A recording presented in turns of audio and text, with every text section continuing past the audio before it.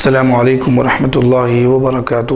وعلیکم السلام ورحمۃ اللہ وبرکاتہ۔ الحمد للہ رب العالمین والصلاة والسلام علی سید الانبیاء والمرسلین وعلی آلہ وصحبہ ومحبیہ ومن تبعہم بإحسان الی یوم الدین اجمعین، اما بعد۔ محترم سامعین کرام، یہ ہماری 7ویں نشست ہے تفسیر قرآن پاک، جو احادیث مبارکہ اور اقوال صوفیہ و اولیاء کی روشنی میں جو جامعہ انوریہ حیدرآباد دکن کے زیر اہتمام جس کی ریکارڈنگ عمل میں آ رہی ہے۔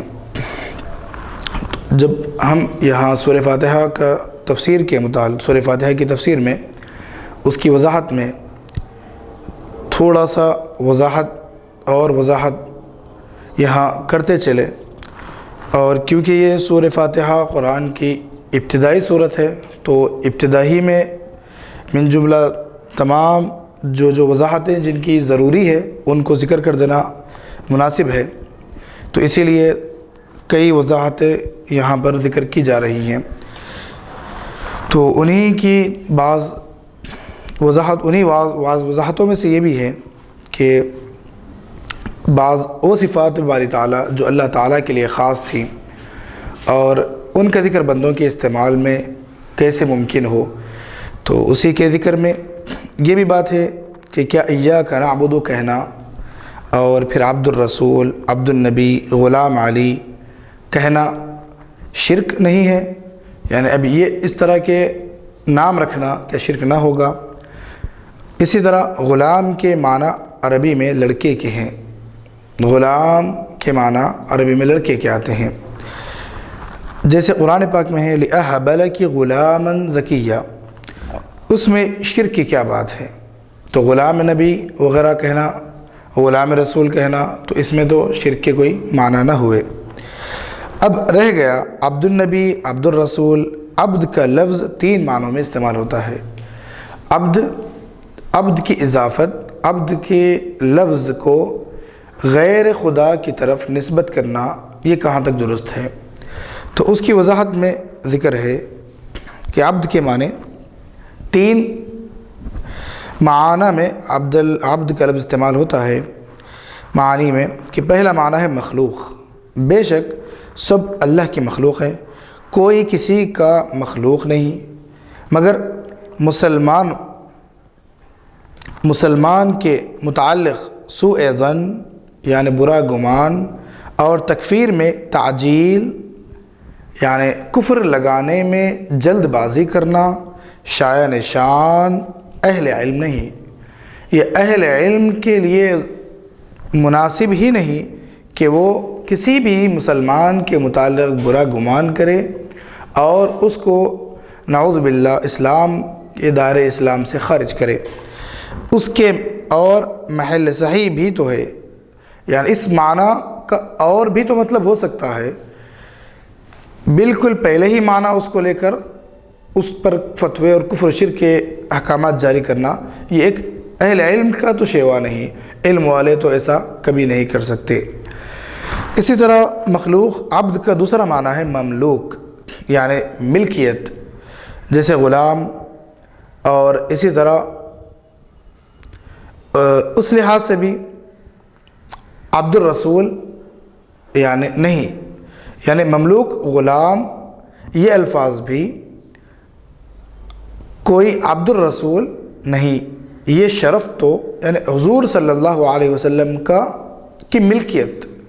عبد کے معنی دوسرے جب اب لیں گے یعنی غلام کے، ملکیت یعنی خادم کے، یعنی لفظی اعتباری حقیقی خادم مراد، یعنی اعتباری اور نسبتی اور ادب، یہ جو آپ بولیں گے اس کے یعنی کسی اور معنی میں جیسے اس کو استعمال کر سکتے ہیں، تو حضور کے خادم ہونا اور حضور کا غلام ہونا، یہ محبت اور حضور کی وارفتگی میں اس طرح کے الفاظ کا استعمال یہ اور بات ہے، لیکن حقیقی خادم یعنی حضور کا غلام ہونا، زر خرید جس کی آپ حضور صلی اللہ علیہ وسلم جسے خریدے ہوں یا حضور کے ملکیت میں کسی اور طریقے سے داخل ہو، اور حضور صلی اللہ علیہ وسلم جسے بیچے ہوں یا اور طرح کے کام لیے ہوں، اس طرح کا غلام ہونا، یہ شرف تو حضرت بلال رضی اللہ عنہ کے حصے میں تھا۔ ہماری آزادی بلال رضی اللہ عنہ کی غلامی پر قربان، ایسی غلامی آپ کی تھی، بھلا ہماری قسمت میں اس غلامی کی عزت کہاں جو غلامی حضرت بلال رضی اللہ عنہ کی تھی۔ یعنی مملوک کے معنی غلام کے لینا، اور غلام کے معنی بھی اگر حقیقی لے یا معنوی لے، دونوں اعتبار سے وہاں غلامی کا تصور نہیں ہو سکتا جو صحابہ کرام کا رضی اللہ عنہم کا حضور صلی اللہ علیہ وسلم کی خدمت میں اور ان کو حضور کے لیے اپنا خادم اور غلام سمجھنے میں تھا۔ وہ تصور آزادی سے بھی زیادہ وہ غلامی لاکھ درجے بہتر تھی۔ اسی طرح تیسرے معنی جو آتے ہیں عبد کے، مطیع و فرما بردار رسول، حضور صلی اللہ علیہ وسلم کا اطاعت کرنے والا، حضور کی اور فرما بردار، ایسا تو ہر شخص کو ہونا چاہیے۔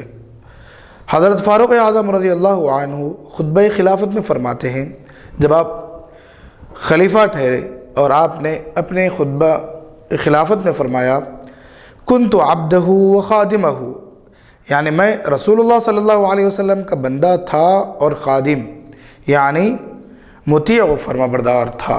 یہ تیسرے معنی ہے عبد کے۔ حقیقی معنی عبد کے مخلوق، بندہ، دوسرے معنی ہے غلام، اور تیسرے معنی ہے مطیع اور فرما بردار۔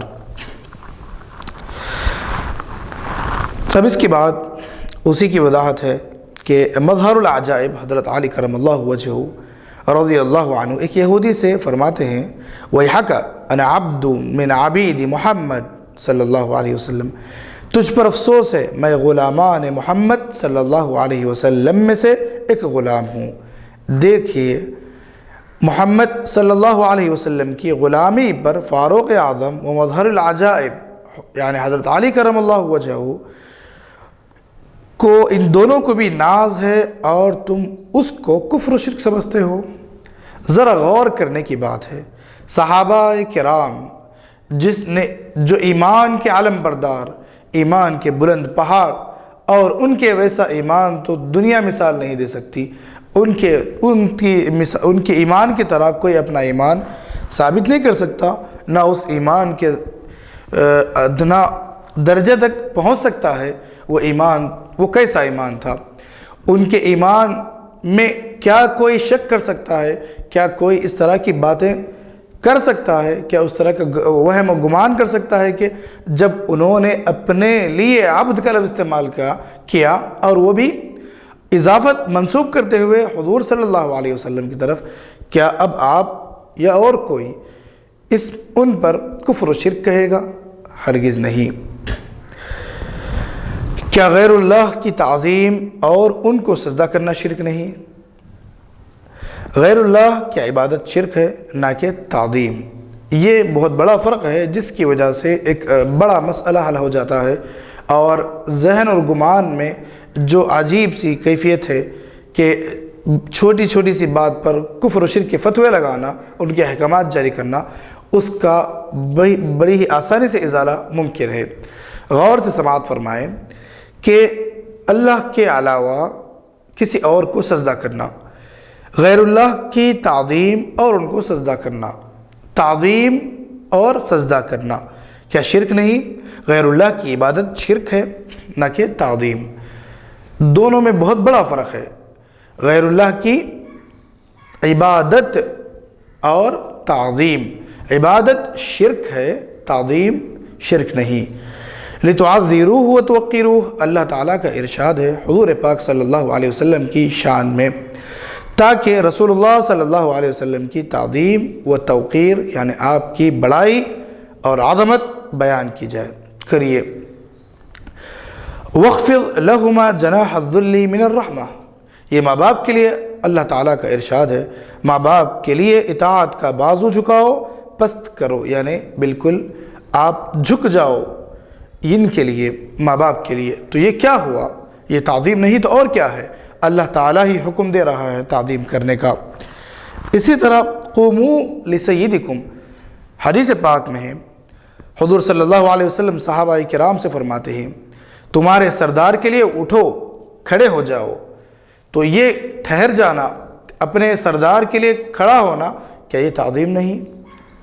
اگر کوئی اپنے شیخ کے لیے ٹھہر جاتا ہے، اپنی مکان پر اپنی جگہ سے اٹھ کھڑا ہوتا ہے، اپنے اساتذہ کی تعظیم کے لیے، اپنے شیوخ کی تعظیم کے لیے اور اپنے والدین کی تعظیم کے لیے کوئی کھڑا ہوتا ہے اور کوئی ادباً اور ادب کا مظاہرہ کرتے ہوئے حضور صلی اللہ علیہ وسلم کی خدمت میں سلام عرض کرنے کے لیے ٹھہر جاتا ہے، تو اب کیا اسے تم شرک کہو گے؟ یہ جو تعظیم ہے، عبادت تو معلوم ہے کہ وہ بالذات کمالات کا حامل سمجھ کر الوہیت کو کسی میں حامل سمجھ کر انتہائی تعظیم کرنا، یہ عبادت کا مفہوم ہے. عبادت کے معنی پھر ایک مرتبہ سماعت فرما لیں کہ وہ بالذات کسی اور کا اس میں دخل نہیں، بالذات کمالات کا حامل سمجھ کر، جتنے کمالات ہیں وہ بالذات کسی اور کے عطا کردہ نہیں، خود ہی کے ہیں. الوہیت کو کسی میں حامل سمجھ کر انتہائی تعظیم، الوہیت میں کسی میں حامل سمجھ کر انتہائی تعظیم کرنا، یعنی اس الوہیت یعنی اللہ تعالی خدا سمجھ کر وہ تمام صفات کی وہ اس کے حامل اور شامل ہیں، تو اس کے باوجود اس کے بعد تعظیم کرنا یہ ہوگی عبادت، نہ کہ تعظیم. یہ تعظیم، لفظ تعظیم ضرور ہے، ہر عبادت میں تعظیم ہے لیکن ہر تعظیم میں عبادت نہیں ہوتی. یہ فرق واضح طور پر سمجھ لینا چاہیے. عبادت دل کا کام ہے، اعتقادی بات ہے. عبادت دل سے ہوتی ہے، یعنی عبادت کرنے کا جو تصور ہے وہ عمل دل کا ہے. دل کہے گا، دل یقین کرے گا، اعتقاد کرے گا، یقین کے ساتھ وہ جو عمل کرے گا یہ سمجھ کر کرے گا کہ جس کے لیے وہ تعظیم کر رہا ہے وہ اس کے پاس اس کا حقیقی خالق اور معبود ہے. خالق سمجھ کر کسی کی تعظیم کرنا یہ شرک ٹھہراتا ہے، یہ شرک کہلائے گا، ورنہ وہ شرک کے دائرے میں اور وہ کسی بھی جہت سے داخل نہیں ہو سکتا. سجدہ غیر اللہ کو اسلام میں حرام کر دیا گیا. سجدہ تعظیمی نہ کہ سجدہ عبادت. وہ سجدہ جو عبادت کے لیے کیا جاتا وہ حرام نہیں، بلکہ اس کے کرنے سے بندہ اسلام میں رہتا ہی نہیں، اسلام سے باہر ہو جاتا ہے. لیکن اب رہی وہ سجدے کی بات جس سے اسلام میں تو رہتا ہے لیکن ایک حرام کام کا مرتکب، وہ اس کا مرتکب ہوتا ہے، اس کو کہتے ہیں سجدہ تعظیمی. تو سجدہ تعظیمی کے کرنے سے کوئی اسلام سے خارج نہیں ہوتا بلکہ اسلام میں حرام کر دیا گیا ہے. ہرگز اب کسی کو سجدہ نہیں ہو سکتا، نہ سجدہ عبادت نہ سجدہ تعظیم. اللہ کے علاوہ کسی اور کو نہ سجدہ تعظیم کیا جا سکتا ہے نہ سجدہ عبادت کیا جا سکتا ہے. سجدہ عبادت کرنے سے وہ تو کافر ہو جائے گا، مشرک ہو جائے گا، اور سجدہ تعظیم کرنے سے حرام کام کا مرتکب ہوگا، مشرک نہیں ہوگا. حرام کام کا مرتکب، تو اگر وہ حرام کرنے سے، کوئی فعل حرام کا مرتکب ہونے سے، انجام دینے سے کوئی مشرک نہیں ہوتا، بلکہ توبہ و استغفار کرنے کے بعد وہ دوبارہ اس عمل کی طرف اگر نہ لوٹے تو اس کی توبہ قبول ہوگی اور وہ اسلام سے خارج نہیں ہوگا، مشرک نہیں کہلائے گا. اگر کوئی غیر اللہ کے یعنی اللہ کے علاوہ اگر کوئی کسی کے سامنے جھک جاتا ہے تو وہ سجدہ تعظیمی ہوگا، مگر وہ شرک نہ کہلائے گا. رسول اللہ صلی اللہ علیہ وسلم نے فرمایا اگر میں سجدے کی اجازت دیتا تو بیویوں کو حکم دیتا کہ اپنے خاوندوں کو سجدہ کریں. ظاہر ہے کہ جب حضرت صلی اللہ علیہ وسلم نے سجدہ نہیں لیا، اس کی ممانعت کر دی، تو دوسرا کیوں کر سجدہ لے سکتا ہے؟ حضور صلی اللہ علیہ وسلم اللہ تعالیٰ کے بعد کسی کا اعلیٰ و ارفع وہ بلند مقام اگر کسی کا ہے تو وہ حضور صلی اللہ علیہ وسلم کی ذات بابرکت ہے. بعد از خدا بزرگ تو ہی قصہ مختصر.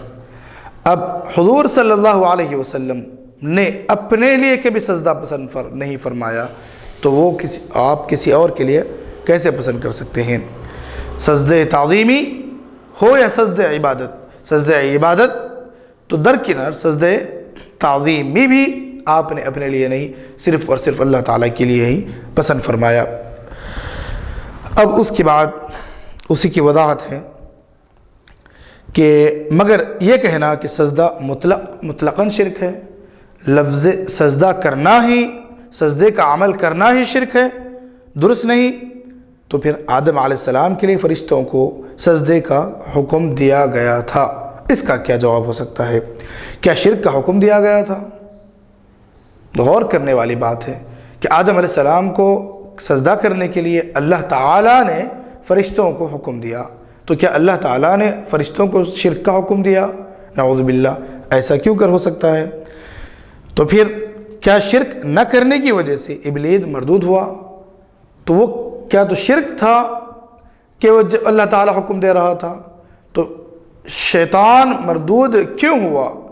کیا اس شرک کا عمل وہ نہ بجا لانے کی وجہ سے وہ بارگاہ خداوندی میں وہ مشرک ٹھہرا؟ کیا یعقوب علیہ السلام اور ان کے فرزندوں نے یوسف علیہ السلام کو سجدہ کیا تو کیا شرک کیا تھا؟ یہ تمام چیزیں بترتیب بتدریج لانے کی وجہ یہی ہے کہ غور کرتے رہنا چاہیے کہ اللہ تعالیٰ کی یہ احکامات کس معنی پر آپ اس کو محمول کرتے ہیں، اس سے کیا مفہوم نکالتے ہیں۔ قرآن ہی کی آیتیں ہیں جس کے ذریعے آپ کفر اور شرک کا فتویٰ لگاتے ہیں، پھر ویسے ہی آیتیں آپ کے سامنے آتی ہیں جن میں سجدہ ثابت ہوتا ہے، تو اب اس کا کیا جواب دیتے ہیں؟ اس کے ساتھ ساتھ شرک ہر زمانے میں ممنوع تھا، ہر نبی کے زمانے میں شرک ممنوع تھا، حرام تھا، نہ کہ کسی خاص زمانے میں۔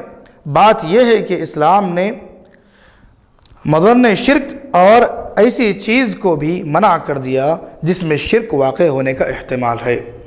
اسلام نے سجدہ تعظیمی کو اس کے سرے سے ختم کرنے کا سبب یہ رکھا کہ دور دور تک شرک کا شائبہ نہ ہو، شرک کا دخل نہ ہو اور اس کی مشابہت نہ ہو، اسی وجہ سے اس کا گمان وہم و گمان بھی باقی نہ رہے، اسی لیے اسلام نے سجدہ تعظیمی بھی برخاست کر دیا اور ختم کر دیا۔ ورنہ پچھلی امتوں میں سجدہ تعظیمی تھی، اور فرشتوں نے آدم علیہ السلام کو سجدہ کیا تو وہ بھی سجدہ تعظیمی تھا، نہ کہ سجدہ عبادت۔ فرشتے آدم علیہ السلام کو جو سجدہ کر رہے تھے، جو کیے، وہ سجدہ تعظیمی تھا، نہ کہ سجدہ عبادت تھا۔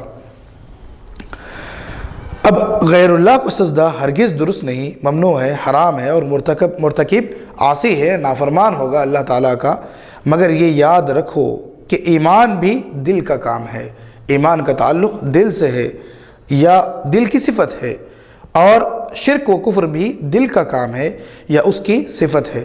ضرور شرک سے بچو، یہ بہت اہم، اللہ تعالیٰ گناہوں کو معاف فرمائے گا، شرک کے علاوہ شرک کو کبھی معاف نہیں فرماتا، شرک سے کبھی راضی نہیں ہو سکتا۔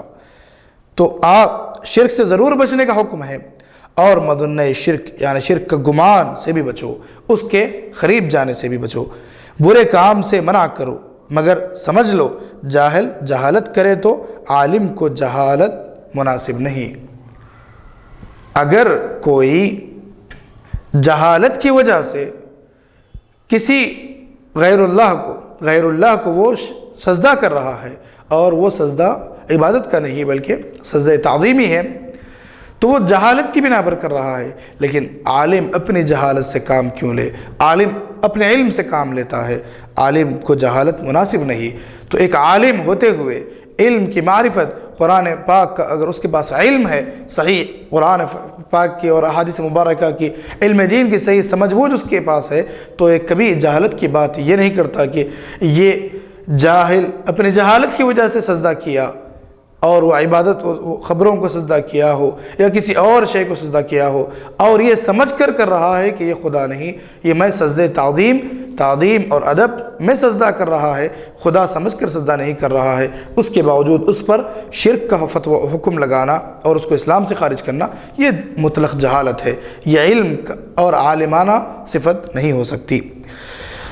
کیا دست بوسی اور قدم بوسی جو رکوع اور سجود سے مشابہ ہے؟ جھک کر ہاتھ چومنا اور اسی طرح اور تھوڑا جھک کر قدم بوسی کرنا، پیروں کو چومنا، یہ کہ شرک سے اور سجدے سے مشابہ نہیں، حرام نہیں؟ سنت کو حرام کہنا تو آپ ہی کو مبارک۔ کیا بڑا جملہ فرماتے ہیں، یہ اولیاء اللہ ہے، بزرگان دین۔ آپ بغور ان کے الفاظ پر غور کریں کہ اگر اس طرح کا عمل سجدہ ہوتا اور وہ شرک ہوتا تو سنت کو حرام کہنا تو آپ ہی کو مبارک ہو۔ یہ سنت سے ثابت ہے یہ اعمال، اور ان کو حرام کہتے جانا یہ کون سی عقل مندی کی بات ہے؟ اتنی بڑی جرأت آپ ہی کی شایع نشان ہے۔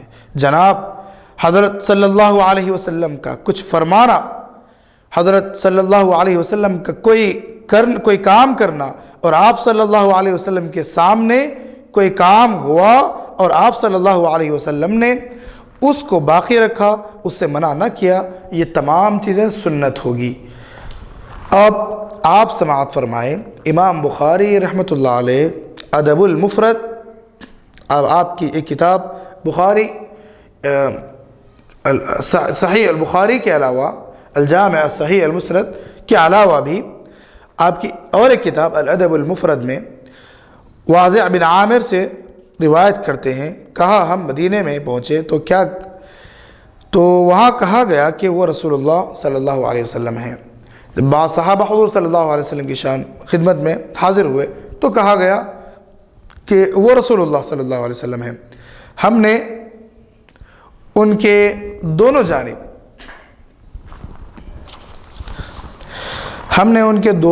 ہاتھوں کو اور حضور صلی اللہ علیہ وسلم کے دونوں دست مبارک کو اور پاؤں کو، یہاں پر صرف لفظ پاؤں کا ہے، دوسری روایات ہے جہاں پر ہاتھوں کا ذکر ہے، ہم نے ان کے دونوں پاؤں پکڑے اور بوسہ دیا۔ ترمذی، ابو داؤد، نسائی میں صفوان بن عسال سے مروی ہے۔ یہ ایک بڑی حدیث ہے جس میں دو یہودیوں نے حضرت صلی اللہ علیہ وسلم سے بعض سوال کیے اور آپ صلی اللہ علیہ وسلم ان کے جواب دیے۔ قال فقبلا یدیہ ورجلیہ، صفوان کہتے ہیں ان دونوں نے حضرت صلی اللہ علیہ وسلم کے دونوں ہاتھ اور دونوں پیروں کو بوسہ دیا۔ واضح حدیث ذکر کرتی ہے کہ حضور صلی اللہ علیہ وسلم کے لیے آپ کے دست مبارک دونوں ہاتھوں کو چومنا اور آپ کے دونوں قدمان مبارک کا بوسہ لینا دونوں ثابت ہے۔ یہ ترمذی اور ابو داؤد اور نسائی میں مذکور ہے۔ اب عذاب جاں موحدوں کو کون کہاں تک سمجھائے؟ یہ بتکلف موحد کہلانے والے ان لوگوں کو ان احادیث کی نظر اور ان احادیث ان کے سامنے شاید ہی گزری ہو یا وہ جان بوجھ کر انجان بنتے ہوں، اللہ ہی انہیں سمجھائے۔ روحانیت کا راستہ چلتے تو ارواح کا کچھ حال جانتے، روح اور اس کی معرفت اگر کچھ ہوتی، ان کی روحانیت کا سلسلہ اور اگر اس کے راستے پر ذرا وہ اس طرف آگے بڑھتے تو ارواح کا کچھ حال جانتے۔ جس چیز کا علم نہیں، تجربہ نہیں، اس کے متعلق رائے قائم کر لینا مسلمانوں کو مشرک و کافر کہنا بڑی جرأت کا کام ہے۔ علماء اور بزرگوں کے حالات پڑھو، تم کو بھی علم ہو جائے گا، ان کے احوال اور ان کے حالات زندگی۔ انسان روزمرہ اپنے افعال اپنے اعمال میں کچھ وقت نکال کر اس سے آگہی حاصل کرے، تبھی جا کر اس کی زندگی سنور سکتی ہے، سدھر سکتی ہے، اور وہ اس طرح کے غلط خیالات اور وہم سے محفوظ رہ سکتا ہے۔ اب اس کے بعد اسی کے متعلق توحید اور اللہ تعالیٰ کے صفات کے متعلق چند وضاحتیں یہاں پر ذکر کی جاتی ہیں کہ کیا جزئی کلی تمام امور میں، جزئی یعنی چھوٹا حصہ اور کلی مکمل حصہ، ان تمام امور میں توجہ الی اللہ اور اس کی طرف تبتل ضروری ہے، یعنی ہر معاملے میں، خواہ چھوٹا ہو، چھوٹے سے چھوٹا ہو یا بڑا معاملہ ہو، اس میں اللہ تعالیٰ ہی کی طرف توجہ کرنا اور اسی کی طرف کٹ جانا، اسی کے لیے ہو جانا، یہ ضروری، اسی کی طرف تبدل ضروری نہیں، بے شک ضرور ہے اور ضروری ہے اور بڑے اعلیٰ درجے کا کام ہے۔ حسبی اللہ وکفی سمع اللہ لمن دعا ولیس وراء اللہ المنتہا۔ ترجمہ: اللہ مجھے کافی ہے، بس ہے، خدا اس کی سنتا ہے جو دعا کرتا ہے، اور خدا سے ادھر انتہا ہی نہیں، یعنی اس کے علاوہ کہیں اور ٹھکانہ ہی نہیں، اللہ کے علاوہ اور کوئی منتہا نہیں، کسی کے پاس ٹھکانہ نہیں ہو سکتا۔ کوئی کام ہو رفتہ رفتہ ہوتا ہے، اول اجسام کے مؤثر بذات ہونے کے خیال کو دل سے نکالو۔ سب سے پہلا کام ایک مسلمان کے لیے ضروری ہے کہ وہ یہ غور کرے، اپنے دل میں یہ بات بٹھا لے کہ اول اجسام کے مؤثر بذات ہونے کا خیال، کوئی بھی جسم ہو، کوئی بھی شے، کوئی جسم یا کوئی چیز، خواہ وہ جسم والی یا وہ جان والی ہو، کوئی بھی جسم ہوتا ہی جان والا، اس کے علاوہ بھی کوئی بھی شے وہ مؤثر بذات نہیں ہو سکتی، اپنی خودی سے وہ عمل نہیں کر سکتی، بلکہ اس میں مکمل طور پر دخل صرف اور صرف اللہ تعالیٰ کا ہی ہے۔ وہ اگرچہ کہ بظاہر وہ فعال اور کرنے والی معلوم ہوتی ہے، لیکن اس کے پیچھے حقیقت میں اللہ تعالیٰ کا ہی حکم اور اذن ہوتا ہے۔ تو اول تو اجسام کے مؤثر بذات ہونے کا خیال کو دل سے نکال دو، پھر ارواح کے مؤثر بذات ہونے کا خیال دل سے نکال دو، اس کے ساتھ ساتھ کم سے کم مادیات کو تو مؤثر نہ سمجھو، یعنی جو اشیاء ہے اور جو اسباب ہے ان کو تو مؤثر نہ سمجھو، بلکہ حقیقی مؤثر اثر کرنے والی ذات اللہ تعالیٰ کی ہے۔ سب کچھ اللہ کے ہاتھ میں ہے، بیدک الخیر انک علی کل شیء قدیر، بھلائی تیرے ہاتھ میں ہے، بے شک تو ہر شے پر قادر ہے۔ صاحبو، ہمیشہ کام کرتے وقت جانچو کہ اسباب ظاہری یا باطنی پر ظاہری زیادہ اعتماد ہے، یعنی وہ اسباب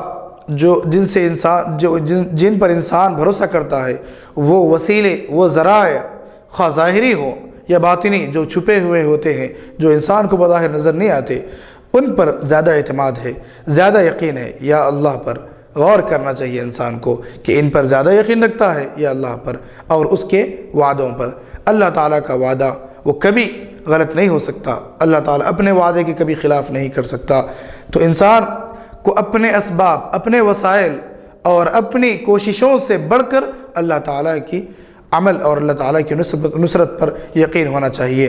وَعَلَى اللَّهِ فَتَوَكَّلُوا إِن كُنتُم مُؤْمِنِينَ، ایماندار ہو تو اللہ پر بھروسہ کرو، دشمن کے اسلحہ سے ڈر کر حکم خداوندی اور رسول کا خلاف کرتے، رسول اللہ صلی اللہ علیہ وسلم کا خلاف کرتے ہو، یا حکم خدا اور رسول کے مقابل دشمن کی پرواہ نہیں کرتے، یہ انسان غور کرنا چاہیے۔ فَلَا تَخَافُوهُمْ وَخَافُونِي، ان سے کیا ڈرتے ہو، مجھ سے ڈرو۔ ماہوار رقم کے ہاتھ سے نکل جانے کا زیادہ خوف ہے یا جنت کے ہاتھ سے نکل جانے کا؟ انسان اپنے آپ پر غور کرے کہ وہ اپنی ماہانہ جو آمدنی ہے اس کا اپنے ہاتھ سے نکل جانے کا اس کے پاس زیادہ، اس کے دل میں زیادہ خوف ہے، یا اللہ تعالی نے جو اپنے بندے کے لیے جنت بنائی ہے اس کے اپنی قسمت اور اپنی اعمال اور اپنے اعمال نامے میں سے اور اپنی سعادت مندی میں سے نکلنے کا اسے زیادہ خوف ہے۔ اس پر انسان غور کرنا چاہیے۔ اچھا، اکیلے نماز پڑھتے ہو تو کتنی دیر میں، اور امام بنتے ہو تو کتنی دیر میں؟ ایک بہت بڑا محاسبہ یہاں پر ذکر کیا جا رہا ہے، انسان اپنا حساب کرے۔ بہت ہی یہ مؤثر اثر انداز بات ہے اور بہت ہی پیاری نصیحت ہے جو دل کو چھو لینے والی ہے اور انسان کو حقیقی انسان کے دل میں اخلاص پیدا کرنے والی بات ہے کہ کیا جب ہم اکیلے نماز پڑھتے ہیں تو ہماری نماز کتنے وقت کے لیے ہوتی ہے، اور جب ہم امام بنتے ہیں کسی کے اور دوسروں کو نماز پڑھاتے ہیں تو وہ نماز کتنی دیر ہوتی ہے۔ انسان خود اپنا محاسبہ کر لیں، تنہا نماز میں کیسی قرأت ہوتی ہے اور امام بننے میں کیسی قرأت رہتی ہے۔ یہاں کہ اس میں شرک نہیں ہوتا، یہاں پر بھی اگر انسان دوسروں کے لیے عمل کوئی کرتا ہے تو وہ بھی شرک ہی کہلاتا ہے، مگر اس کا کچھ درجے ہوتے ہیں۔ اس آیت کا بھی کبھی خیال آتا ہے وَمَا أُمِرُوا إِلَّا لِيَعْبُدُوا اللَّهَ مُخْلِصِينَ لَهُ الدِّينَ، تم کو حکم نہیں دیا گیا مگر یہ کہ اللہ کے خالص اطاعت کرو، یہ تمہیں اسی بات کا حکم دیا گیا کہ تم خالص اللہ کی عبادت کرو۔ وَمَا أُمِرُوا إِلَّا لِيَعْبُدُوا اللَّهَ مُخْلِصِينَ لَهُ الدِّينَ، تم کو حکم نہیں دیا گیا مگر یہ کہ اللہ کی خالص اطاعت کرو۔ ایک روح ہو کر ہم کچھ نہیں کہتے، تم خود اپنے دلوں میں فیصلہ کرو۔ انسان کا دل سب سے بڑا فیصلہ کرنے والا، انسان خود اپنے دل سے فیصلہ لے۔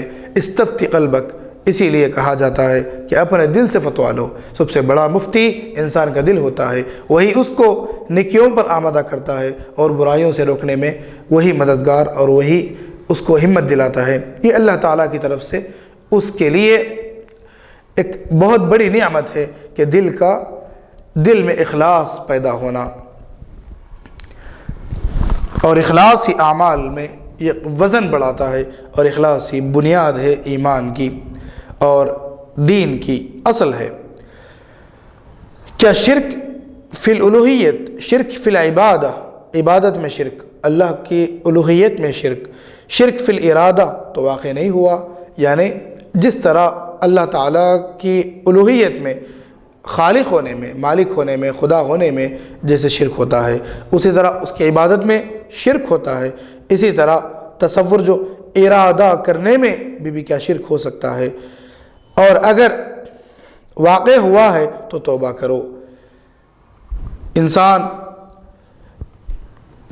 جان بوجھ کر بھی اللہ تعالیٰ کی ذات میں کسی اور کو شرک نہیں، مسلمان شرک نہیں کر سکتا، نہ عبادت میں کرتا ہے، نہ اللہ تعالیٰ کے خدا ہونے میں کسی اور کو شریک ٹھہراتا ہے، لیکن جانے انجانے میں اس سے شرک فی الارادہ، یعنی اپنے ارادے میں وہ کبھی یہ تصورات اور اوہام اور اسباب کی طرف اس کا تصور جاتے ہوئے وہ اس عمل کا مرتکب ضرور ٹھہراتا ہے۔ تو انسان اپنا محاسبہ کرے، اور اگر کبھی یہ واقع ہوا ہے، نیتوں میں اخلاص کی کمی اگر واقع ہوئی ہے تو انسان اس سے توبہ کرے۔ یعلم خائنۃ الاعین وما تخفی الصدور، اللہ آنکھوں کی خیانت اور سینے کے چھپے رازوں کو خوب جانتا ہے۔ اللہ تعالیٰ کے لیے بتانے کی ضرورت نہیں، وہ ہر رازوں سے واقف ہے۔ جب سے اخلاص مفقود ہوا، نکبت آئی، ذلت آئی، تباہی آئی، یہ تمام مصیبتیں جو آئی ہیں وہ اخلاص کے کھو جانے کی وجہ سے ہے۔ کہیں جا کر اخلاص ہمارا کھو چکا ہے، اسے تلاش کرنے کی ضرورت ہے۔ اللہ تعالیٰ فرماتا ہے وَكَانَ حَقًّا عَلَيْنَا نَصْرُ الْمُؤْمِنِينَ، ہم پر مومنوں کی نصرت واجب ہے۔ اللہ تعالیٰ خود یہ فرما رہا ہے کہ نصرت جو ہم طلب کرتے ہیں اللہ تعالیٰ سے، وہ یہ فرماتا ہے کہ مومنین کی مدد کرنا وہ تو مجھ پر واجب ہے۔ اب کیوں نصرت الہی نہیں آتی؟ کیا اسباب ہے نصرت الہی کے نہ آنے کے؟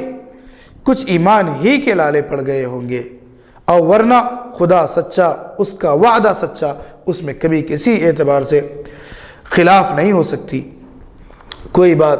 ان تنصر اللہ ینصرکم، اللہ کی مدد کرو تو اللہ بھی تمہاری مدد کرے گا۔ مگر اب ان تنصر اللہ ہی نہیں تو ینصرکم کہاں سے ہوگا؟ اللہ کی مدد ہم کہاں تک اللہ کی مدد کر رہے ہیں؟ ہم اپنے آپ کا محاسبہ کریں، اپنے آپ کا ہم غور کریں اپنے نفسوں پر اور اپنے روزمرہ کی زندگی پر کہ ہم اللہ تعالیٰ کی مدد کتنی کر رہے ہیں۔ اللہ کی مدد کرنا یعنی اس کے دین کی مدد کرنا اور اس کے ماننے والوں کی مدد کرنا، یہ اللہ کی مدد ہوتی ہے۔ تو ہم کہاں تک اللہ کی مدد کر رہے ہیں؟ تو ہمارے پاس کیوں کر اللہ کی نصرت آئے؟ ان تنصر اللہ، جب ہم سے یہ ہو کہ ہم سے اللہ کی مدد، اللہ کے دین کی مدد اور اللہ کے ماننے والوں کی مدد اگر ہم سے ہو چھوٹی ہی صحیح تو اللہ تعالیٰ کی مدد ہماری طرف متوجہ ہوتی ہے۔ خیر، یہ ہوا ایاک، یہ جو الفاظ سورہ فاتحہ میں جس کی ہم تلاوت کیے تھے، ایاک، اب تک تو سب غیبت تھا، اب یہاں خطاب ہے، یعنی غیب میں تھا، ایاک نعبد۔ اب تک یہ جو باتیں یہاں تک جب ذکر کی گئی ہے سورہ فاتحہ کے آغاز سے یہ ایاک کے لفظ تک، الحمدللہ رب العالمین الرحمن الرحیم مالک یوم الدین، یہاں تک جتنی چیزیں ذکر کی ہوئی اس کی تفصیل یہ غیاب میں تھی، یعنی بالمشافہ اور مخاطب کے طور پر نہیں تھی، سامنے جس طرح کہا جاتا ہے اس طرح نہیں تھی۔ اب یہاں بات آئی خطاب کیوں ہے، ایاک، تیری ہی اور تجھی کی۔ ابتداءً اگر یعنی شروع میں اگر دل حاضر نہ ہوتا تو اللہ تعالیٰ کی اتنے صفات سن کر سمجھ کر تو دل حاضر ہو جانا چاہیے۔ شروع میں اگر اللہ تعالیٰ کے جو صفات ذکر کیے گئے ہیں، دل شروع میں اگرچہ کہ حاضر نہ ہو لیکن اللہ تعالیٰ کے جو صفات باری تعالیٰ ہیں، صفات عالیہ ہیں، ان کو سننے کے بعد دل خود بخود اللہ تعالیٰ کی طرف مائل ہو جائے۔ نیز اول برہان کا مرتبہ ہے، پھر آیا کا، نیز اول صفات ہے پھر ذات ہے۔ اللہ تعالیٰ کی صفات اس میں انسان کو غور کرنے کا حکم ملا، اس کے بعد ذات کا تصور اور ذات کی قدرت و طاقت انسان کو معلوم ہو سکتی ہے۔ اس کے بعد نعبد و نستعین، یہ دو الفاظ جمع کیوں ہیں، یعنی نعبد یہ عربی زبان کا صیغہ جمع کا صیغہ ہے، نفعل کے وزن پر، یعنی ہم عبادت کرتے ہیں، اسی طرح نستعین ہم مدد طلب کرتے ہیں۔ یہ دو الفاظ جمع کے کیوں ہیں، یعنی اعبد اور استعین، میں عبادت کرتا ہوں، میں مدد طلب کرتا ہوں، یہ کیوں نہیں نعبد اور نستعین کیوں ہے؟ کیونکہ مصلی نماز پڑھنے والا اپنی انانیت سے احتراز کرے، اپنی انانیت یعنی صرف میں ہی ہوں، میں اکیلا ہی تیری عبادت کرتا ہوں، یہ تصور نماز پڑھنے والے کے دل سے دور چلا جائے، اس کے لیے یہ نعبد اور جمع، یہ ایک باریک نقطہ یہاں ذکر کیا جا رہا ہے۔ اچھوں کو اپنے ساتھ کر لیتا ہے کہ اب ان کے طفیل سے، ان کی خاطر ہی سے اس کا خطاب قبول ہو جائے۔ یہ جو ایاک اللہ تعالیٰ کو جو مخاطب ہو رہا ہے بندہ، وہ خود بذات خود اس کے پاس ایسے کیا اعمال ہوں گے جن کی وجہ سے وہ اللہ تعالیٰ کی بارگاہ میں اپنے اعمال کو مقبول بنا سکے۔ تو یہ نعبد و نستعین پوری جماعت میں مل کر اللہ تعالیٰ سے مخاطب ہوتا ہے کہ کم از کم ان کی خاطر میرے اعمال قبول ہو جائیں۔ نیز جب وہ رب العالمین ہے، تمام عالموں کا پالنے والا ہے، رحمان الرحیم ہے، تو سب اس کی بندگی ہی کرتے ہیں، خواہ بالارادہ ہو یا فطرتاً و قہراً، یعنی خوشی میں ہو یا مجبوراً ہو، انسان مان کر کرے یا نہ مان کر کرے، یہ وہ اللہ تعالیٰ ہی کی عبادت ہے۔ اور جب ممکن کے لیے لا حول ولا قوت ہے تو تمام مدد اللہ ہی سے ہے۔ ممکن کے لیے جب یہ کہا جاتا ہے کہ لا حول ولا قوت، نہ کوئی طاقت ہے نہ کوئی قوت ہے سوائے اللہ کے، تو تمام مدد اللہ ہی سے ہے، خواہ بلا واسطہ ہو یا بالواسطہ۔ یہ تمام جو نعمتیں، جو مدد اللہ کی جو مدد انسان تک پہنچتی ہے وہ اللہ ہی کی ہے حقیقت میں، وہ بالواسطہ اس تک پہنچے یا بلا واسطہ، یعنی کسی کے ذریعے سے پہنچے یا بغیر کسی کے ذریعے سے مدد اللہ کی پہنچے، تو وہ طاقت اور قوت وہ پہنچانا وہ اللہ ہی کا کام ہے، خواہ مانے یا نہ مانے، ہے مدد اسی سے جو وجود کا منبع ہے، یعنی اسی سے تمام کو وجود ملتا ہے، اور دوسری قوتوں کا مرجع ہے، یعنی تمام قوتیں اسی سے نکلنے والی ہے۔ قوت جس کے پاس بھی جس قدر بھی قوت ہے وہ اللہ ہی کی دی ہوئی ہے۔ جمع کے صیغے کی ایک وجہ یہ بھی ہو سکتی، نعبدو اور نستعین یہ دو الفاظ جمع لانے میں ایک اور وجہ یہ بھی ہے کہ متعدد اشخاص اور متعدد اقسام کی چیزیں مجموعی طور سے بیع کی جاتی ہیں، یعنی بیچی جاتی ہیں، خرید اور فروخت کی جاتی ہیں، یعنی متعدد کئی اشخاص اور کئی قسمیں، کئی چیزیں مختلف مجموعی طور سے یعنی ملا کر ایک جگہ رکھ کر بیچی اور خریدی جاتی ہیں۔ تو مشتری یعنی خریدنے والا یا تو سب لے گا یا سب کو واپس کرے گا۔ کتنے اچھے اور پیارے انداز میں حضرت بحر العلوم رحمۃ اللہ علیہ اپنے اقوال میں ذکر فرماتے ہیں کہ جب انسان ہم کو سمجھانے کے لیے ایک عام سی مثال دیتے ہیں کہ بازار میں مختلف لوگ مختلف چیزیں جب فروخت کرتے ہیں تو تمام چیزیں ایک جگہ جمع کر فروخت کرتے ہیں کہ کم از کم ان تمام چیزوں میں سے کوئی ایک چیز تو خرید لی جائے۔ تو اسی طرح جیسے مشتری یہ سب لے گا یا سب کو واپس کرے گا، یہ خریدنے والا تمام چیزوں کو لے لے گا یا تمام کو رد کر دے گا، یا کچھ لے گا کچھ نہ لے گا، ایسا نہیں ہوتا۔ اسی لیے اچھوں کی عبادت کے ساتھ ہم گناہگاروں کی عبادت بھی قبول ہو جائے گی۔ جب خریدنے والا ہے تو وہ مکمل پورے لے گا، اور ایسا نہیں ہو سکتا کہ وہ ایک لے لے اور باقی کو رد کر دے، یہ اللہ تعالیٰ کی بارگاہ سے اس طرح سے امید نہیں کی جا سکتی۔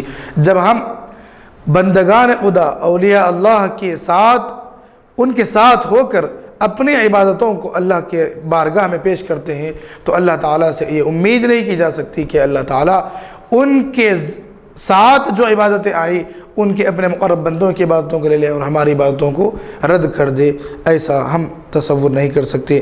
انشاءاللہ نیز نماز میں اصل جماعت ہے، ترک جماعت پر سخت عتاب اور سزا ہے، عقاب ہے، اس پر سزا نافذ ہوگی۔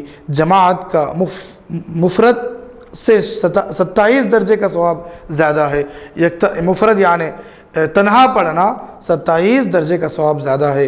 یہ نسبت ایک چراغ کے بہت سے چراغوں سے روشنی زیادہ ہے، یعنی جس طرح ایک چراغ سے جتنی روشنی آتی ہے اور اس کے ساتھ ساتھ اور کئی چراغ جب جمع ہو جائیں تو روشنی میں اضافہ ہو جاتا ہے، تو اسی طرح ایک آدمی اکیلے نماز اگر پڑھتا ہے اور جماعت میں جب نماز پڑھتا ہے تو ایک اکیلے نماز پڑھنے کی بنسبت وہ جماعت میں جب وہ نماز جماعت کے ساتھ ادا کرتا ہے تو اس کی روشنی میں اضافہ ہوتا ہے، اس کے ثواب میں اللہ تعالیٰ برکت اور زیادتی عطا فرماتا ہے۔ ادراک اور ابصار میں زیادتی ہوتی ہے، یعنی روشنی میں اور دیکھنے میں، وہاں پر روشنی اور دیگر چیزیں اس روشنی میں حاصل کرنے میں یہاں اضافہ ہوتا چلا جاتا ہے۔ مخلصین کے پرخلوص تموج خیالات کا اثر، یعنی جب اس جماعت میں اخلاص والوں کا خلوص امڑ پڑتا ہے، وہ اللہ تعالیٰ کی بارگاہ میں مکمل اخلاص کے ساتھ، خشوع و خضوع کے ساتھ وہ جب اللہ کی بارگاہ میں حاضر ہوتے ہیں، دوسروں پر بھی اس کا اثر ہوتا ہے۔ نیز ہر شخص کچھ نہ کچھ برقی اثر رکھتا ہے، یعنی ان کی اس شعاعوں سے دوسروں پر بھی ان کے کچھ تجلیات کا اثر ہونے لگتا ہے۔ آدمی زیادہ جمع ہو تو برقی قوت بھی زیادہ پیدا ہوتی ہے، یعنی ان کے اندر روحانی قوت ان کے اندر پیدا ہونے لگتی ہے، جماعت میں شخصیت مضمحل ہو جاتی ہے اور شخص جماعت کے تابع ہو جاتا ہے، یعنی ایک شخصیت جب جماعت میں چلی جاتی ہے تو ان میں وہ چھپ جاتی ہے، وہ ان میں واضح طور پر نمایاں نہیں ہوتی۔ تو اسی طرح جب انسان جماعت میں آ جاتا ہے تو تابع داری اس کے اندر آ جاتی ہے اور وہ جماعت کا تابع بن جاتا ہے۔ صاحبو نماز جماعت سے تنظیم اور امیر کی اطاعت کے دن بھی 5 مرتبہ عادت اور مشق کرائی جاتی ہے، یعنی یہ اسلامی طرز کے طور پر، اسلامی ٹریننگ کے طور پر ایک مسلمان کو مجاہد بنایا جاتا ہے کہ وہ 5 مرتبہ اللہ تعالیٰ کی بارگاہ میں یکتا نہیں، اکیلا نہیں، بلکہ پوری جماعت میں مل کر اللہ تعالیٰ کے حضور پیش ہوتا ہے، تو اسے 5 مرتبہ یہ مشق کرائی جاتی ہے۔ اور حربی تعلیم کی بھی تمرین اور اس پر مشق اور ٹریننگ کی جاتی ہے، یعنی حربی یعنی جنگی مشقیں جس طرح ہوتی ہیں اس طرح یہاں پر اس کو ایک ایک ابتدائی سطح پر اس کو نماز میں اس طرح کی ٹریننگ اور اس کی مشق کرائی جاتی ہے۔ یہ اذان کیا ہے، کس شے کا نام ہے، بغل بج رہا ہے، جو فوج بغل کی آواز پر جمع نہ ہو اور نافرمان ہو جائے وہ ناکارہ ہے۔ اذان گویا کہ وہ فرمان ہے، بادشاہی فرمان ہے، تو اس پر جب جیسے ہی وہ بجتا ہے تو پوری فوج اس کی بارگاہ میں جمع ہو جاتی ہے۔ تو اسی طرح اگر کوئی بادشاہ کی طرف سے اعلان کو سن کر وہ انکار کر دے اور حاضر نہ ہو تو وہ نافرمان ہو جائے گا اور ناکارہ ہو جائے گا۔ ایسے ہی خود سر فوج دشمن کے مقابلے میں ہرگز کام نہیں دے سکتی۔ جو اللہ تعالیٰ کے فرمان کو سن کر بھی وہ نہ آئے تو اللہ تعالیٰ کے دین کی وہ کیا دین کے استحکام میں اپنے آپ کو کہاں تک وہ ثابت کر سکتی ہے، بلکہ وہ تو دشمن کا بھی مقابلہ نہیں کر سکتی۔ وہ اس قابل ہے کہ اس کو گولی مار دیں، یعنی اس کا اسلام سے اس کو نکال ہی دیا جائے، یہ بہتر ہے۔ اللہ اکبر، کتنی بڑی وضاحت ہے کہ جو اللہ کی آواز، اللہ کی مساجد سے، اللہ کے گھروں سے جو آواز مؤذن لگاتا ہے گویا کہ وہ اللہ تعالیٰ کی طرف سے ایک اعلان ہے، اس کی نماز کی طرف بلانا اور اس کی عبادت کی طرف بلایا جا رہا ہے، اس کے بعد بھی وہ اس کے کان پر جو نہیں دوڑتی اور وہ گویا کہ عملی طور پر انکار کر رہا ہے۔ مسجد نہ جا کر، وہ زبان سے تو نہیں کہتا لیکن مسجد کو نہ جا کر وہ عملی طور پر یہ واضح کر رہا ہے کہ وہ اس کے فرمان کو نہیں مانتا۔ تو یہ اگر دنیاوی قانون کے طور پر دیکھا جائے تو اسے گولی مار دیا جاتا ہے، اس پر ذرے برابر بھی مہلت نہیں دی جاتی اگر وہ جنگ کی خلاف ورزی کرتا ہے۔ لیکن یہ اللہ کا کرم اور مہربانی ہے کہ اس کی روز آنا کئی نافرمانیوں کے باوجود بھی اللہ تعالیٰ کرم فرما رہا ہے، معاف فرما رہا ہے اور درگزر فرما رہا ہے۔ اسی کے ذرا ورزش کی غرض یہ ہوتی ہے کہ تمام اعصاب و عضلات یعنی انسان کے اعضاء اور پٹھے جو چوطرف حرکت کریں اور سیلان خون کی روانگی اور اس کا بلڈ سرکولیشن تمام جسم میں ہو جائے، رواں ہو جائے، خون جو جاری ہو جائے۔ تو یہ عمل جس طرح ورزش میں کیا جاتا ہے، نماز پر غور کرو کہ کس طرح نماز اجزائے جسم کو قیام، رکوع، سجدہ اور قعود میں ہر طرف حرکت ہی حرکت ہوتی جاتی ہے۔ اس پر ذرا سا غور کرتے چلیں اور اس کے بعد دیکھیے نماز میں بجز سیدھے پاؤں کے انگوٹھے کے کوئی جز ایک حیت پر برقرار نہیں ہوتا، اس لیے لوگ اس کو نماز کی اس کو کھوٹی کہتے ہیں۔ یعنی ایک مرتبہ جب انگوٹھا پہلے سیدھے پیر کا، سیدھے قدم کا انگوٹھا جب نماز میں ایک مقام پر ٹھہر جائے تو اس عضو کے حرکت کے علاوہ تمام اعضاء حرکت کرتے رہتے ہیں۔ تو اسی لیے نماز کی کونٹھی اسے کہا جاتا ہے۔ نماز ایسی ہلکی ورزش ہے کہ مرد، عورت، بچے، بوڑھے سب کر سکتے ہیں۔ نماز آرام طلب اور احدی طلب نوابوں کے حق میں ورزش ہے، مگر مسافر، بندوق بردار، بار بردار، سنگ تراش، لوہار وغیرہ سخت محنت کرنے والوں کے لیے آرام، وقفہ اور دم لینا ہے۔ جہاں نوابوں کے لیے یعنی ایسا مزاج جو نوابی مزاج ہوتا ہے، جن کے لیے ذری سی محنت ناگوار اور ایک تکلیف دہ ثابت ہوتی ہے، وہاں ان کے لیے ذری سی مشقت کا سبب ہے۔ اور وہی نماز ایک دوسری طرف مشقت کرنے والوں کے لیے، وہ اہل اسلام جو محنت کش ہیں، جو مختلف پیشوں سے منسلک ہیں، ان کے لیے وہ راحت کا سبب بنتی ہے۔ جب وہ نماز پڑھتے ہیں تو ان کے دل کو تسلی اور سکون ملتا ہے اور راحت اور وقفہ اور دم لینے کا ایک ذریعہ ملتا ہے۔ مجھے شرم آتی ہے، یہ اقوال بزرگان علماء دین کے اقوال ہیں، یہ میں نہیں کہہ رہا، ان کے اقوال میں سے ذکر کر رہا ہوں کہ مجھے شرم آتی ہے کہ نماز جیسا عمل جو عبد و رب دونوں یعنی خالق اور معبود میں مناجات ہے، راز و نیاز ہے، یعنی سرگوشی کرنا ہے، آہستہ گفتگو کرنا ہے، راز و نیاز ہے، الہی دربار ہے، اس کو ان مادہ پرست مسلمانوں کی خاطر ڈر اور ورزش ثابت کرنے کی ضرورت پڑی۔ یعنی یہ جو چیزیں ابھی ذکر کی گئی ہیں آپ کے لیے کہ یہ ایک جگہ جہاں اللہ تعالیٰ کی خالص عبادت ہے، اس کے ساتھ ساتھ اس میں ذری سی ورزش کی اس میں ایک مشابہت بھی اس میں پائی جاتی ہے۔ تو یہاں اس مشابہت کا ذکر کرتے ہوئے یا اپنے آپ پر افسوس کر رہے ہیں کہ ان مادہ پرست لوگوں کے لیے میں نے نماز کو ایک ورزش ثابت کر دیا۔ اس بات پر افسوس کر رہے ہیں کہ کم از کم وہ ورزش ہی سمجھ کر نماز ادا کر لیں۔ آج ہمارے سامنے اس ایسی ہی حکمتوں کو ذکر بار بار کیا جا رہا ہے تاکہ ہم ان سنتوں کو اپنی زندگی میں لائیں، ان اعمال کو اپنی زندگی میں لائیں۔ کم از کم وہ حضور صلی اللہ علیہ وسلم کی نعوذ باللہ شرم کی بات ہے، ان الفاظ کو ادا کرتے ہوئے شرم آتی ہے کہ حضور صلی اللہ علیہ وسلم کی محبت دل میں نہیں رہی، اللہ کی عبادت دل میں نہیں رہی، بلکہ غرض یہ بات رہ گئی کہ یہ کرنے سے مجھے دنیاوی کیا فائدہ ملے گا، یہ سنت کرنے سے مجھے مادی کیا فائدہ ملے گا، میری صحت کیسے برقرار ہوگی۔ یہاں پر انسان آ کر رک گیا ہے، ایک مادہ پرستی کا شکار ہو گیا ہے۔ وہ ہر چیز میں حکمتیں تلاش کرتا جا رہا ہے کہ اس میں کیا حکمت ہوگی، اس میں کیا حکمت ہوگی۔ حکمت اگر اللہ تعالیٰ بتا دے تو اور بات ہے، لیکن انسان کے لیے، ایک حقیقی اور اخلاص والے مسلمان کے لیے یہ نہ جاننا ہی بہتر ہے کہ اس میں کیا حکمت ہے۔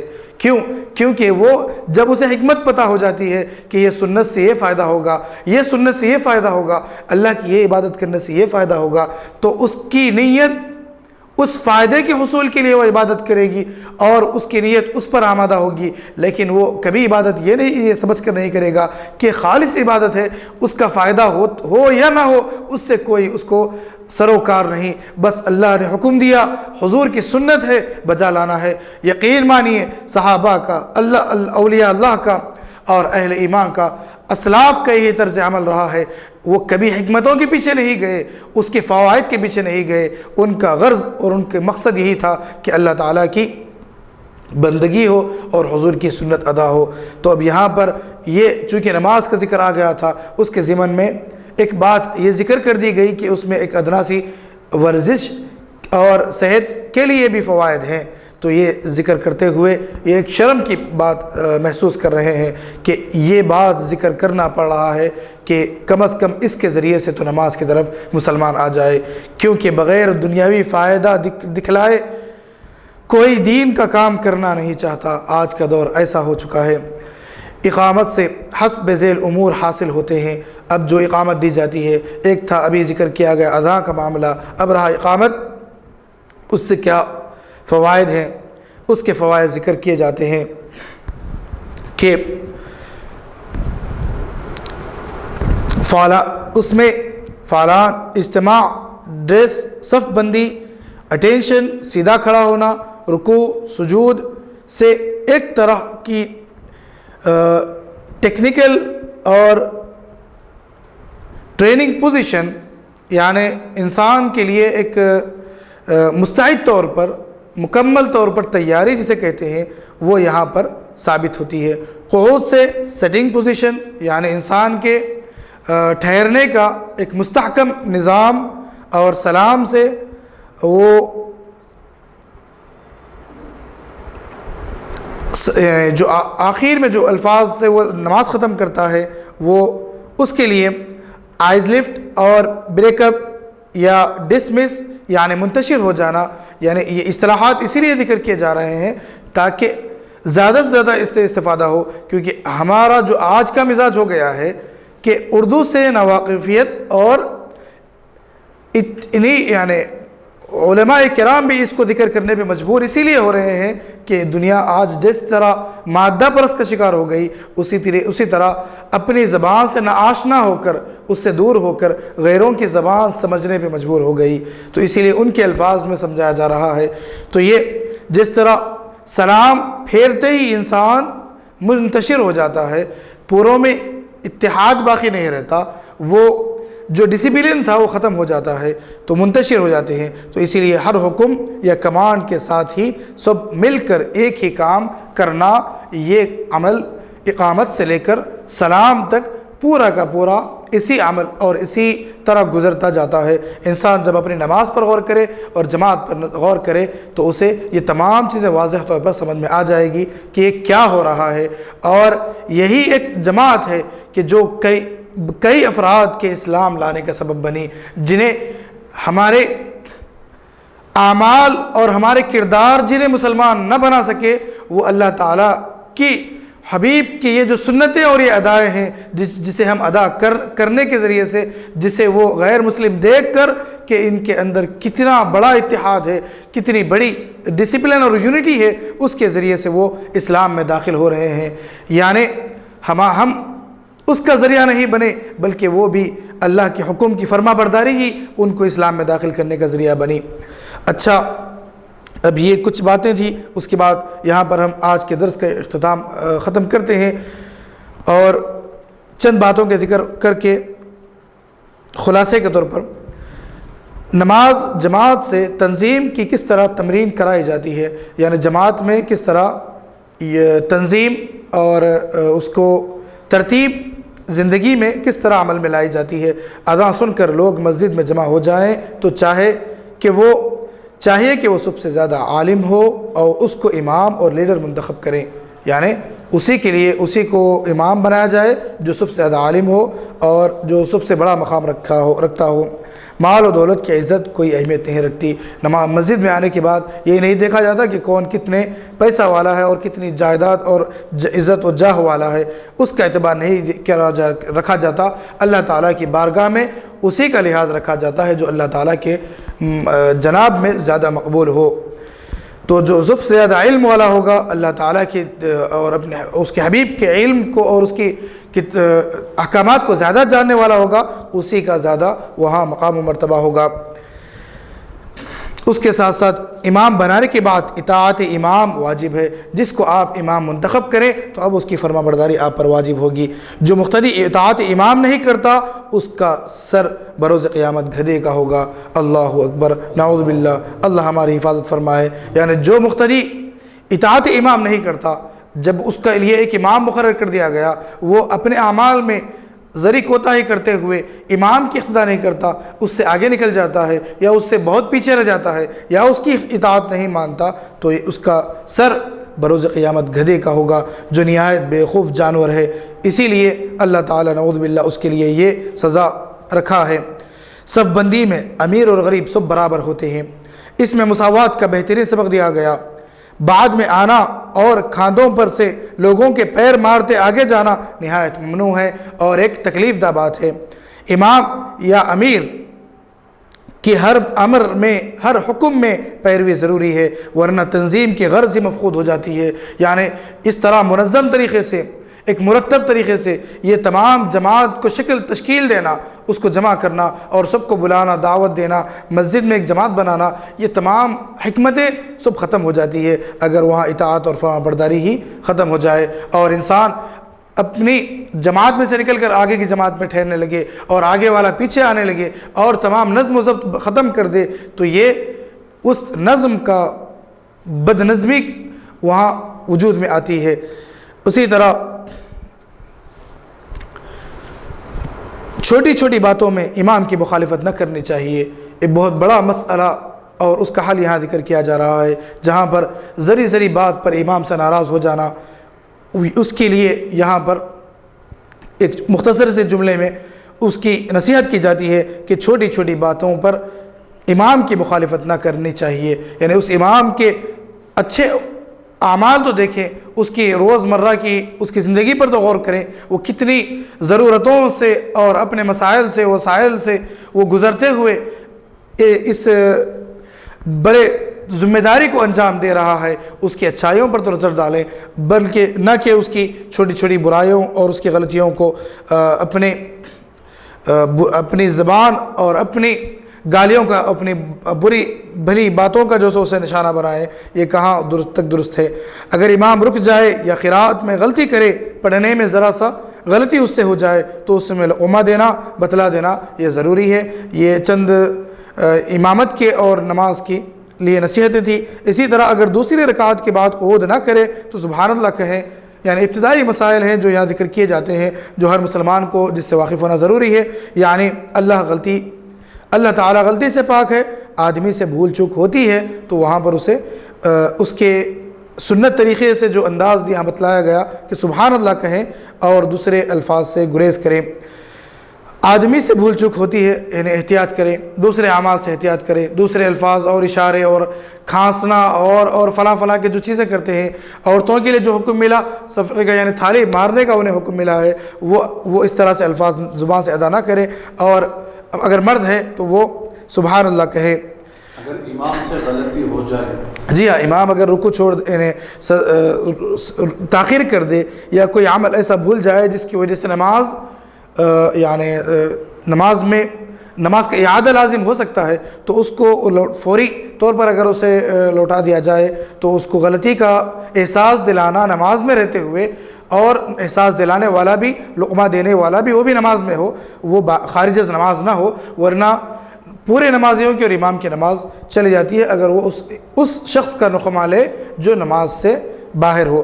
اگر اسے کسی کو لقمہ دینا ہے, نماز کی غلطی کو بتلانا, امام کی غلطی کو بتلانا ہے تو اسے فوری نماز میں آنا چاہیے, اس کے بعد وہ اس کی اصلاح کرے. اسی طرح امام کا وضو ٹوٹ جائے تو دوسرا قائم مقام ہو جاتا ہے اور کام برابر جاری رہتا ہے. یہ مسائل سے انسان کو واقف ہونا چاہیے. کبھی کسی وجہ سے امام کا وضو ٹوٹ جائے تو امام کے قریب اور اس کے مؤذن اور بالکل پیچھے ٹھہرنے والوں کے لیے اتنے مسائل, ابتدائی مسائل سے تو واقفیت ہونا ضروری ہے کہ جب امام یہ واضح کر دے کہ وہ اب نماز نہیں پڑھائے گا کیونکہ وہ اپنی ذات سے واقف ہوتا ہے, تو اس کے لیے ضروری ہے کہ اس میں صفوں میں منتشر نہ ہو, مسائل نہ کھڑا کریں, بلکہ جو اس مسائل سے واقف ہو وہی نماز کے قریب اور نماز میں امام کے قریب آنے کی جرأت کرے اور ہمت کرے. یہ بہت بڑا یہ منصب اور امامت بہت بڑا مرتبہ ہے. اس کے لیے کم از کم اتنی علمی صلاحیتیں اور علمی واقفیت ہونا ضروری ہے, اور دوسرا اس کے قائم مقام ہو جائے اور نماز کو جاری رکھے, دوسرا مصلی پر چلا جائے اور نماز مکمل کرے.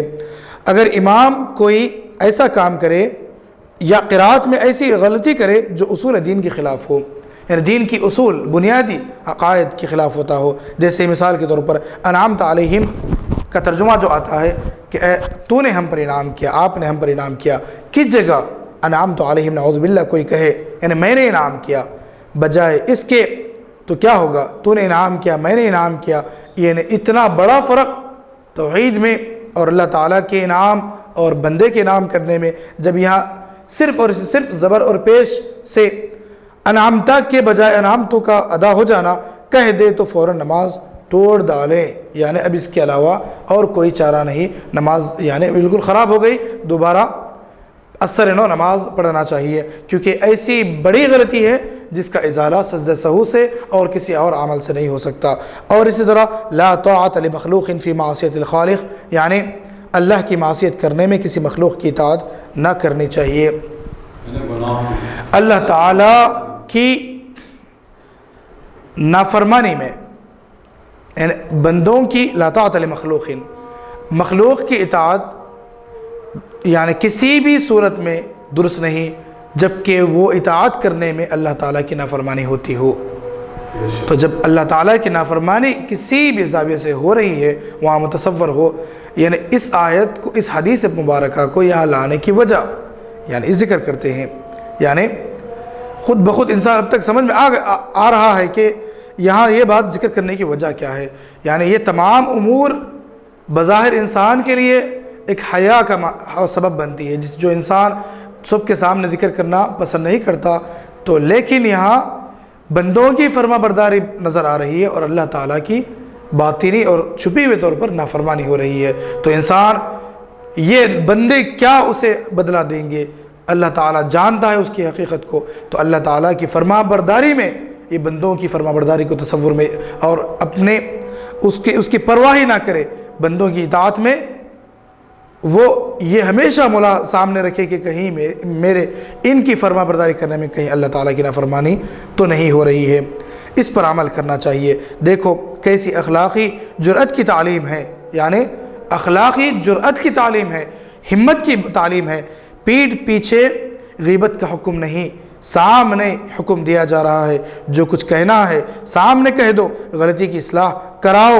بہرحال دن میں 5 دفعہ تنظیم اور اطاعت حاکم کی تعلیم دی جاتی ہے۔ ناداں مسلمان دین کی تعلیم بھلا بیٹھے اور تتر بتر ہو گئے، منتشر ہو گئے، ادھر ادھر چلے گئے۔ اب ہر طرف سے تنظیم کی چیخ و پکار ہو رہی ہے، کمیٹیاں اور انجمنیں بنائی ضرور جا رہی ہیں، مگر کن کے اصول پر؟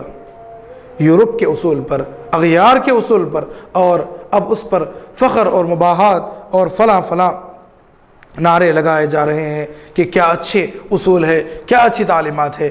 وہ حقیقت میں اسلام کی سنہری تعلیمات کو بھلا بیٹھے، عمدہ نمایاں تعلیمات کو بھلا بیٹھے، اور دوسروں کے اصول اور تعلیمات پر فخر کیے جا رہے ہیں۔ اگر یہ بات مبالغہ نہ ہو تو اس سے بڑھ کر اور کیا ہمارے لیے شرمندگی کی بات ہے کہ اس مغربی تہذیب والے جو ضرورت سے فارغ ہو کر پانی نہیں بلکہ پیپر استعمال کرتے ہیں، ہم ان سے مصافحہ کرنے کو نعوذ باللہ فخر محسوس کرتے ہیں۔ یہ کہاں کی فخر کی بات ہے؟ اسلام جہاں پاکیزگی کا حکم دیتا ہے، 2 مرتبہ طہارت حاصل کرنے والے، مٹی پتھر اور پانی استعمال کرنے والوں کے لیے قرآن متطہرین، مبالغہ یعنی بہت زیادہ پاکی حاصل کرنے والے، یہ الفاظ جب قرآن ذکر کرتا ہے تو یہ آج کے دور کے جو ایک تہذیب اور فخر اور فلاں یہ الفاظ استعمال کرتے ہوئے وہ بظاہر ایسے پاک و صاف نظر آتے ہیں، اور ان کی نجی جب زندگی دیکھتے ہیں تو نجاست سے جب وہ ضرورت سے فارغ ہوتے ہیں تو پیپر پانی بھی نصیب نہیں ہوتا، پیپر استعمال کرتے ہیں، تو ہماری حالت یہ ہو گئی کہ ہم ان سے ہاتھ ملانا فخر محسوس اور ایک بڑا مقام سمجھتے ہیں۔ اللہ تعالیٰ ہماری اصلاح فرما اور ہمارا اسلام کا سر بلند فرما، اور اسلام کی سربلندی وہ مسلمانوں کی سربلندی ہے۔ ترسم نہ رسی بکعبہ اے عربی کی رہ کے میروی میں پر ترکستان است ترجمہ، میں ڈرتا ہوں اے عربی کہ تو کعبہ نہ پہنچ سکے گا۔ یعنی ترجمہ دوبارہ غور کریں، میں ڈرتا ہوں اے عربی یعنی بدو، وہ یعنی جو عرب میں جو دیہات وغیرہ میں رہتے ہیں، اے عربی کہ تو کعبہ نہ پہنچ سکے گا، کیونکہ یہ جو راستہ تو نے اختیار کیا ہے کہ وہ کعبے کے بجائے ترکستان جاتا ہے، یعنی یہ ترک اور دیگر مقامات کی طرف یہ کعبہ جاتا ہے۔ یہ جو ہم سوچ کر اور سمجھ کر یقین کے ساتھ چل رہے ہیں کہ کعبۃ اللہ ہی کی طرف جاتا ہے، بلکہ یہ اسلام کا راستہ نہیں، یہ راستہ ہمیں کہیں اور جہت کی طرف لے جا کر ہمیں چھوڑے گا۔